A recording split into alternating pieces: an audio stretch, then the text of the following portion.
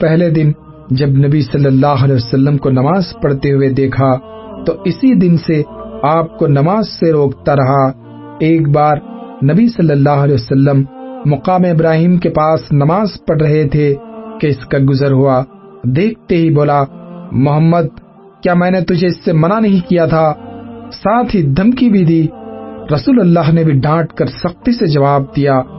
اس پر وہ کہنے لگا، اے محمد، کاہے کی دھمکی دے رہے ہو؟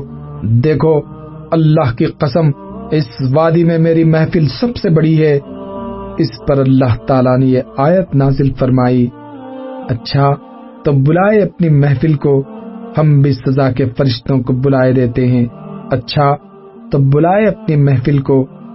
ایک روایت میں مذکور ہے کہ رسول اللہ صلی اللہ علیہ وسلم نے اس کا گریبان گلے کے پاس پکڑ لیا اور جھنجھوڑتے ہوئے فرمایا، تیرے لیے بہت ہی موزوں ہے۔ اس پر اللہ کا دشمن کہنے لگا، اے محمد، مجھے دھمکی دے رہے ہو؟ اللہ کی قسم، تم اور تمہارا پروردگار میرا کچھ نہیں کر سکتے۔ میں مکے کی دونوں پہاڑیوں کے درمیان چلنے پھرنے والوں میں سب سے زیادہ معزز ہوں۔ بہرحال اس ڈانٹ کے باوجود ابو جہل اپنی حماقت سے باز آنے والا نہ تھا، بلکہ اس کی بدبختی میں کچھ اور اضافہ ہی ہو گیا۔ چنانچہ صحیح مسلم میں ابو ہریرہ سے مروی ہے کہ ایک بار سرداران قریش سے ابو جہل نے کہا کہ محمد آپ حضرات کے روبرو اپنا چہرہ خاک آلود کرتا ہے۔ جواب دیا گیا، ہاں۔ اس نے کہا، لات و عزا کی قسم، اگر میں نے اس حالت میں اسے دیکھ لیا تو اس کی گردن روند دوں گا اور اس کا چہرہ مٹی پر رگڑ دوں گا۔ اس کے بعد اس نے رسول اللہ صلی اللہ علیہ وسلم کو نماز پڑھتے ہوئے دیکھ لیا اور اس ظام میں چلا کہ آپ کی گردن روند دے گا، لیکن لوگوں نے اچانک کیا دیکھا کہ وہ ایڑی کے بل پلٹ رہا ہے اور دونوں ہاتھ سے بچاؤ کر رہا ہے۔ لوگوں نے کہا، ابو الحکم، تمہیں کیا ہوا؟ اس نے کہا، میرے اور اس کے درمیان آگ کی ایک خندق ہے، ہولناکیاں ہیں اور پر ہیں۔ رسول اللہ صلی اللہ علیہ وسلم نے فرمایا، اگر وہ میرے قریب آتا تو فرشتے اس کا ایک ایک عضو اچک لیتے۔ یہ اس ظلم و جور کا ایک نہایت مختصر خاکہ ہے جو اہل اللہ اور سکان حرم ہونے کا دعویٰ رکھنے والے سرکش مشرکین کے ہاتھوں رسول اللہ صلی اللہ علیہ وسلم اور مسلمانوں کو سہنا پڑ رہے تھے۔ اس سنگین صورتحال کا تقاضا یہ تھا کہ رسول اللہ صلی اللہ علیہ وسلم ایسا محتاط اور تدبیر پر مبنی موقف اختیار کریں کہ مسلمانوں پر جو آفت ٹوٹ پڑی تھی اس سے بچانے کی کوئی صورت نکل آئے اور ممکن حد تک اس کی سختی کم کی جا سکے۔ اس مقصد کے لیے رسول اللہ صلی اللہ علیہ وسلم نے دو حکیمانہ اقدام اٹھائے جو دعوت کا کام آگے بڑھانے میں بھی مؤثر ثابت ہوئے۔ پہلا، ارقم بن ابی الارقم مخزومی کے مکان کو دعوت و تربیت کے مرکز کے طور پر اختیار فرمایا۔ دوسرا، مسلمانوں کو ہجرت حبشہ کا حکم فرمایا۔ دار ارقم، یہ مکان سرکشوں کی نگاہوں اور ان کی مجلسوں سے دور کوہ صفا کے دامن میں الگ تھلگ واقع تھا۔ رسول اللہ صلی اللہ علیہ وسلم نے اسے اس مقصد کے لیے منتخب فرمایا کہ یہاں مسلمانوں کے ساتھ خفیہ طور پر جمع ہوں۔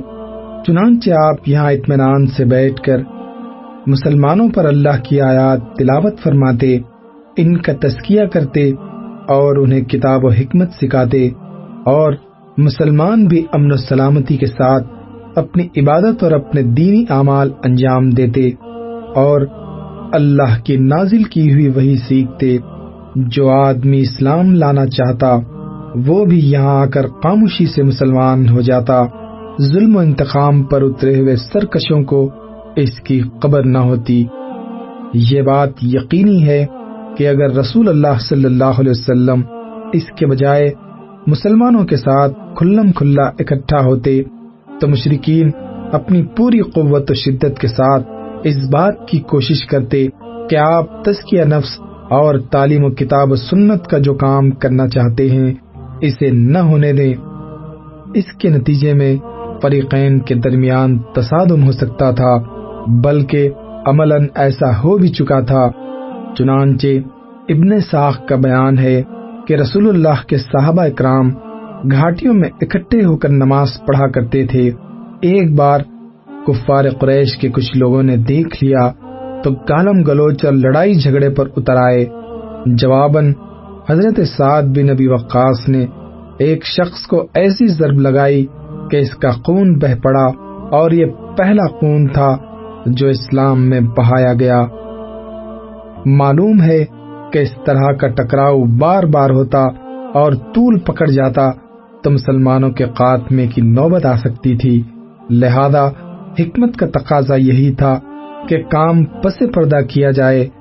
چنانچہ عام صحابہ کرام اپنا اسلام، اپنی عبادت، اپنی تبلیغ اور اپنے باہمی اجتماعات سب کچھ پس پردہ کرتے۔ البتہ رسول اللہ صلی اللہ علیہ وسلم تبلیغ کا کام بھی مشرکین کے روبرو کھلم کھلا انجام دیتے تھے، اور عبادت کا کام بھی کوئی چیز آپ کو اس سے روک نہیں سکتی تھی۔ تاہم آپ بھی مسلمانوں کے ساتھ خود ان کی مصلحت کے پیش نظر خفیہ طور سے جمع ہوتے تھے۔ ادھر ارقم بن ابی الارقم مخزومی کا مکان کوہ صفا پر سرکشوں کی نگاہوں اور ان کی مجلسوں سے دور الگ تھلگ واقع تھا، اس لیے آپ نے 5ویں سنہ نبوت سے اسی مکان کو اپنی دعوت اور مسلمانوں کے ساتھ اپنے اجتماع کا مرکز بنا لیا۔ پہلی ہجرت حبشہ۔ جور و ستم کا مذکورہ سلسلہ نبوت کے 4 سال کے درمیان یا آخر میں شروع ہوا تھا، اور ابتداً معمولی تھا، مگر دن بدن اور ماہ بماہ بڑھتا گیا، یہاں تک کہ نبوت کے 5ویں سال کا وسط آتے آتے اپنے شباب کو پہنچ گیا، حتیٰ کہ مسلمانوں کے لیے مکہ میں رہنا 2 بھر ہو گیا، اور انہیں ان پہم ستمرانیوں سے نجات کی تدبیر سوچنے کے لیے مجبور ہونا پڑا۔ انہی سنگین اور تاریک حالات میں سورہ زمر کا نزول ہوا، اور اس میں ہجرت کی طرف اشارہ کیا گیا اور بتایا گیا کہ اللہ کی زمین تنگ نہیں ہے، جن لوگوں نے اس دنیا میں اچھائی کی ان کے لیے اچھائی ہے، اور اللہ کی زمین کشادہ ہے، صبر کرنے والوں کو ان کا اجر بلا حساب دیا جائے گا۔ ادھر رسول اللہ صلی اللہ علیہ وسلم کو معلوم تھا کہ اسہمہ نجاشی شاہ حبش ایک عادل بادشاہ ہے، وہاں کسی پر ظلم نہیں ہوتا، اسی لیے آپ صلی اللہ علیہ وسلم نے مسلمانوں کو حکم دیا کہ وہ فتنوں سے اپنے دین کی حفاظت کے لیے حبشہ ہجرت کر جائیں۔ اس کے بعد ایک طے شدہ پروگرام کے مطابق رجب 5 نبوی میں صحابہ کرام کے پہلے گروہ نے حبشہ کی جانب ہجرت کی۔ اس گروہ میں 12 مرد اور 4 عورتیں تھیں۔ حضرت عثمان بن عفان ان کے امیر تھے، اور ان کے ہمراہ رسول اللہ صلی اللہ علیہ وسلم کی صاحبزادی حضرت رقیہ بھی تھیں۔ رسول اللہ نے ان کے بارے میں فرمایا کہ حضرت ابراہیم اور حضرت لوط علیہ السلام کے بعد یہ پہلا گھرانہ ہے جس نے اللہ کی راہ میں ہجرت کی۔ یہ لوگ رات کی تاریکی میں چپکے سے نکل کر اپنی نئی منزل کی جانب روانہ ہوئے۔ رازداری کا مقصد یہ تھا کہ قریش کو اس کا علم نہ ہو سکے۔ رخ بحر احمر کی بندرگاہ شعیبہ کی جانب تھا۔ خوش قسمتی سے وہاں 2 تجارتی کشتیاں موجود تھیں جو انہیں اپنے دامن عافیت میں لے کر سمندر پار حبشہ لے چلی۔ قریش کو کسی قدر بعد میں ان کی روانگی کا علم ہو سکا، تاہم انہوں نے پیچھا کیا اور ساحل تک پہنچے، لیکن صحابہ کرام آگے جا چکے تھے، اسی لیے نامراد واپس آئے۔ ادھر مسلمانوں نے حبشہ پہنچ کر بڑے چین کا سانس لیا۔ مسلمانوں کے ساتھ مشرکین کا سجدہ اور مہاجرین کی واپسی۔ لیکن اسی سال رمضان شریف میں یہ واقعہ پیش آیا کہ نبی صلی اللہ علیہ وسلم ایک بار حرم تشریف لے گئے۔ وہاں قریش کا بہت بڑا مجموعہ تھا، ان کے سردار اور بڑے بڑے لوگ جمع تھے۔ آپ نے ایک دم اچانک کھڑے ہو کر سورہ نجم کی تلاوت شروع کر دی۔ ان کفار نے اس سے پہلے عموماً قرآن سنا نہ تھا، کیونکہ ان کا دائمی وتیرہ قرآن کے الفاظ میں یہ تھا: اس قرآن کو مت سنو اور اس میں خلل ڈالو، ادھم مچاؤ تاکہ تم غالب رہو۔ لیکن جب نبی صلی اللہ علیہ وسلم نے اچانک اس سورے کی تلاوت شروع کر دی اور ان کے کانوں میں ایک ناقابل بیان رانائی و دلکشی اور عظمت لیے ہوئے کلام الہی کی آواز پڑی تو انہیں کچھ ہوش نہ رہا، سب کے سب گوش برآواز ہو گئے، کسی کے دل میں کوئی خیال ہی نہ آیا، یہاں تک کہ جب آپ نے سورے کے اواخر میں دل ہلا دینے والی آیات تلاوت فرما کر اللہ کا یہ حکم سنایا کہ فَاسْجُدُوا لِلَّهِ وَاعْبُدُوا، اللہ کے لیے سجدہ کرو اور اس کی عبادت کرو، اور اس کے ساتھ ہی سجدہ فرمایا، تو کسی کو اپنے آپ پر قابو نہ رہا اور سب کے سب سجدے میں گر پڑے۔ حقیقت یہ ہے کہ اس موقع پر حق کی رانائی و جلال نے متکبرین و مستہزئین کی ہٹ درمی کا پردہ چاک کر دیا تھا، اس لیے انہیں اپنے آپ پر قابو نہ رہ گیا اور وہ بے اختیار سجدے میں گر پڑے۔ لیکن بعد میں جب انہیں احساس ہوا کہ کلام الہی کے جلال نے ان کی لگام موڑ دی اور وہ ٹھیک وہی کام کر بیٹھے جسے مٹانے اور ختم کرنے کے لیے انہوں نے ایڑی سے چوٹی تک کا زور لگا رکھا تھا، اور اس کے ساتھ ہی اس واقعے میں غیر موجود مشرکین نے ان پر ہر طرف سے عتاب اور ملامت کی بوچھاڑ شروع کی، تو ان کے ہاتھ کے طوطے اڑ گئے اور انہوں نے اپنی جان چھڑانے کے لیے رسول اللہ پر یہ افترا پردازی کی اور یہ جھوٹ گھڑا کہ آپ نے ان بتوں کا ذکر عزت و احترام سے کرتے ہوئے یہ کہا تھا: یہ بلند پایا دیویاں ہیں اور ان کی شفاعت کی امید کی جاتی ہے۔ حالانکہ یہ صریح جھوٹ تھا جو محض اس لیے گھڑ لیا گیا تھا تاکہ نبی صلی اللہ علیہ وسلم کے ساتھ سجدہ کرنے کی جو غلطی ہو گئی ہے اس کے لیے ایک معقول عذر پیش کیا جا سکے، اور ظاہر ہے کہ جو لوگ نبی صلی اللہ علیہ وسلم پر ہمیشہ جھوٹ گھڑتے اور آپ کے خلاف ہمیشہ دسیسہ کاری اور افترا پردازی کرتے رہے تھے، وہ اپنا دامن بچانے کے لیے اس طرح کا جھوٹ کیوں نہ گھڑتے۔ بہرحال مشرکین کے سجدہ کرنے کے اس واقعے کی خبر حبشہ کے مہاجرین کو بھی معلوم ہوئی، لیکن اپنی اصل صورت سے بالکل ہٹ کر، یعنی انہیں یہ معلوم ہوا کہ قریش مسلمان ہو گئے، چنانچہ انہوں نے ماہ شوال میں مکہ واپسی کی راہ لی، لیکن جب اتنے قریب آ گئے کہ مکہ ایک دن سے بھی کم فاصلے پر رہ گیا تو حقیقت حال آشکار ہوئی۔ اس کے بعد کچھ لوگ تو سیدھے حبشہ پلٹ گئے اور کچھ لوگ چھپ چھپا کر یا قریش کے کسی آدمی کی پناہ لے کر مکے میں داخل ہوئے۔ دوسری ہجرت حبشہ۔ اس کے بعد ان مہاجرین پر خصوصاً اور مسلمانوں پر عموماً قریش کا ظلم و تشدد، جور و ستم اور بڑھ گیا، اور ان کے خاندان والوں نے انہیں خوب ستایا، کیونکہ قریش کو ان کے ساتھ نجاشی کے حسن سلوک کی خبر جو ملی تھی اس پر وہ نہایت چیب جبیں تھے۔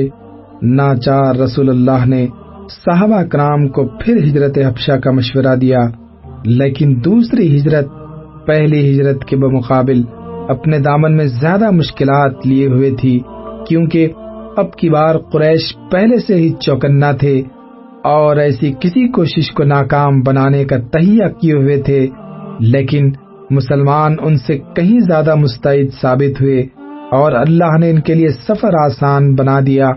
چنانچہ وہ قریش کی گرفت میں آنے سے پہلے ہی شاہ حبش کے پاس پہنچ گئے۔ اس دفعہ کل 82 یا 83 مردوں نے ہجرت کی اور 18 یا 19 عورتوں نے۔ مہاجرین حبشہ کے خلاف قریش کی سازش۔